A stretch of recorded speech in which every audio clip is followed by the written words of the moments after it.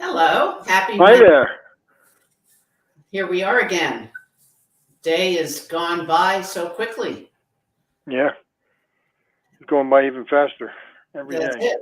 That's it. So we are Dave and Laura Butler, and we're with you. We bring our session to you each week on Wednesdays at 4 p.m. Eastern Time, and we provide executive coaching opportunities for individuals and teams that support the organization overall, both online and in person, which we're starting to see more of. I think people are looking for the opportunity while we can to go on site. Connect. Absolutely. And what we're going to talk about today, one of your favorite topics. Getting tuned in. I'm tuned in. Or are you tuned out?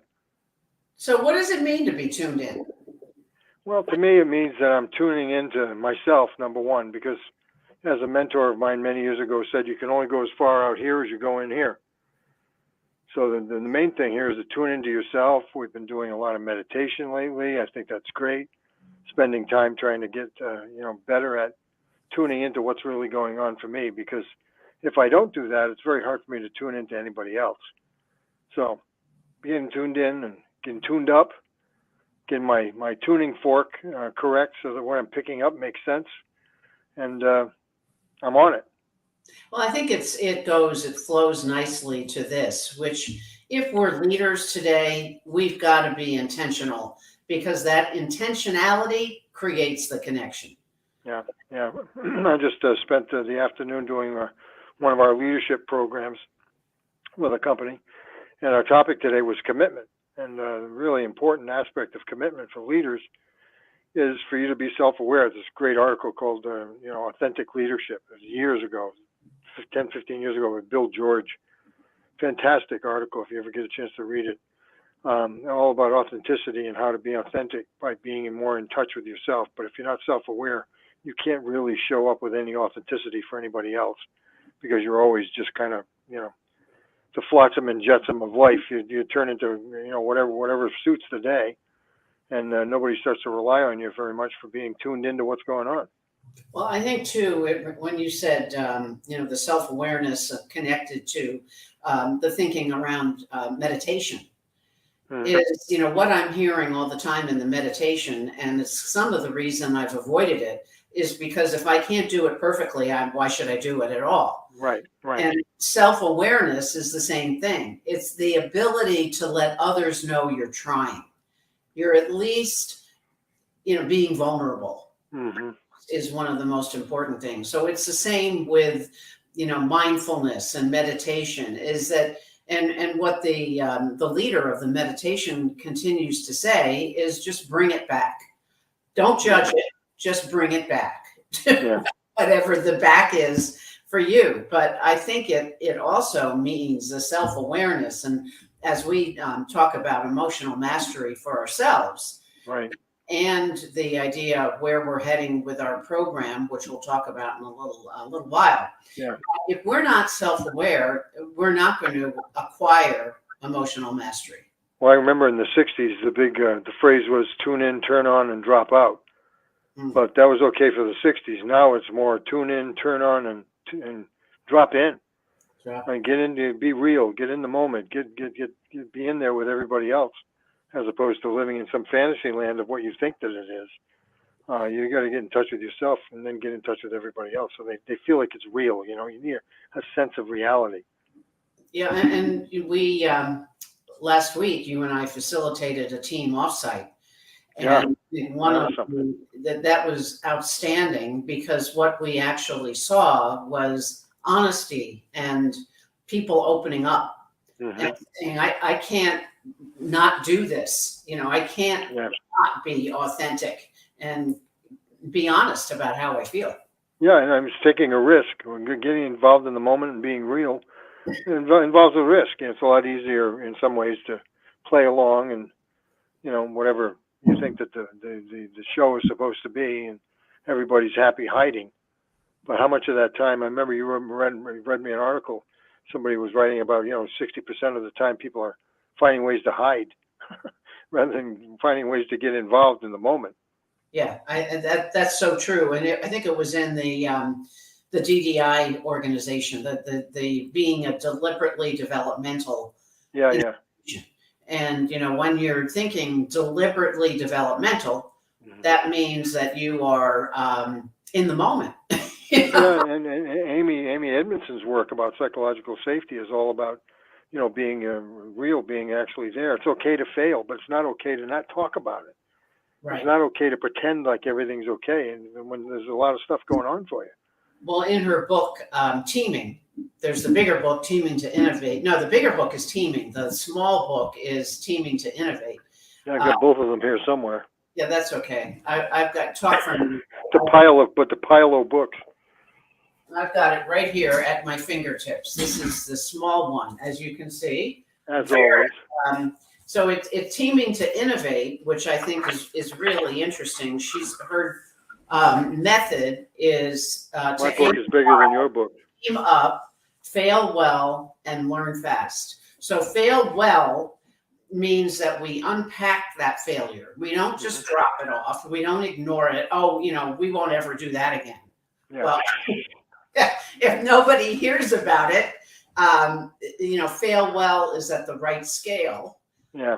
Leading failure, so that we can embrace that failure and create cultures that embrace that failure. Yeah. How can you build commitment anywhere if people are afraid to commit because they might be found out? I mean, the whole thing just makes no sense at all. Well, what it does is as what we have up here on the screen, it helps leaders master their emotions and recognize triggers. So I think that's the most important thing out of all of this, is to master, call out the emotions as they occur, and then recognize what the triggers are. And as you said, the self-awareness can be not a phrase, it's a tool. Right. Because if we tap into that self-awareness, we can actually read the moment better. Yeah. Yeah, it's a much more accurate take on what's going on, and people respond to that. I mean, whether it's good or bad, it's not the point of everything's hunky dory and perfect all the time. The point is it real? Am I involved in something? Am I in a conversation that's got some real depth to it that's meaningful for me, that I feel like I'm actually seen? I'm here. Well, it's all about mindset. Yeah, that's the lens. Looking through the lens. And the Berkman tool that we use has a brand new mindset report. So we're diving in to share that with some of our clients, and I think it'll be a good indicator of where people are. Yeah, definitely. Well, even just part of the mindset report is the image management score, and I've been starting to work with that more and more today. I brought it up at this leadership team meeting, and it was interesting because they were all within maybe 10 or 15 points of each other. So the whole leadership of the organization is very much oriented towards the high image management score, which has to do with being aware of the public image, caring about how you show up, showing up with authenticity for your people, as opposed to being just completely into the details and head down and nose to the grindstone, all that kind of stuff. You have to be able to pick your head up and see what's really going on around you. Absolutely. So this is all leading to not only the idea of self-awareness and give yourself the tool and utilizing it that creates this mindset.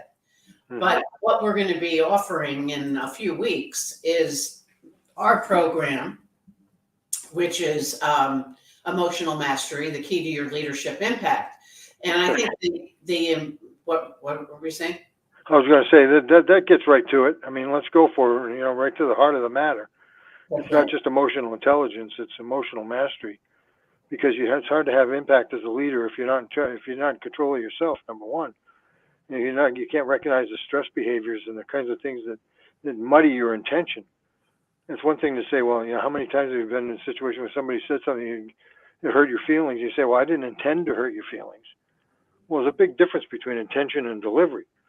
And being aware of yourself and understanding what that intention is and being able to deliver it effectively keeps the confusion down, Well, one of the things that's been successful is to give people tools, and how do you actually communicate that intention? Mm-hmm. It's not just jump in and it's like, oh, go jump in the pool and swim when you don't know how to swim. You know, you have to get the steps and you have to get the coaching.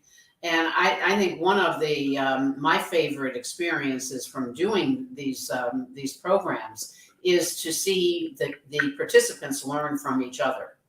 Oh yeah.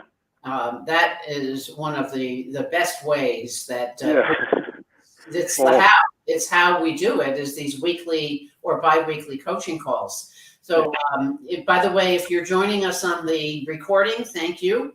We're Dave and Laura Butler of Work Life Consulting, and we're talking today about self-awareness and emotional and mastery. And are you in or are you out? And what we're covering now is the upcoming program. We're going to be traveling the next few weeks, so we want to make sure that we're focused and kick this off well. So it'll be the second week of May or so that we kick this off. But also, you know, the ability, I think the why in this emotional mastery program is that connection.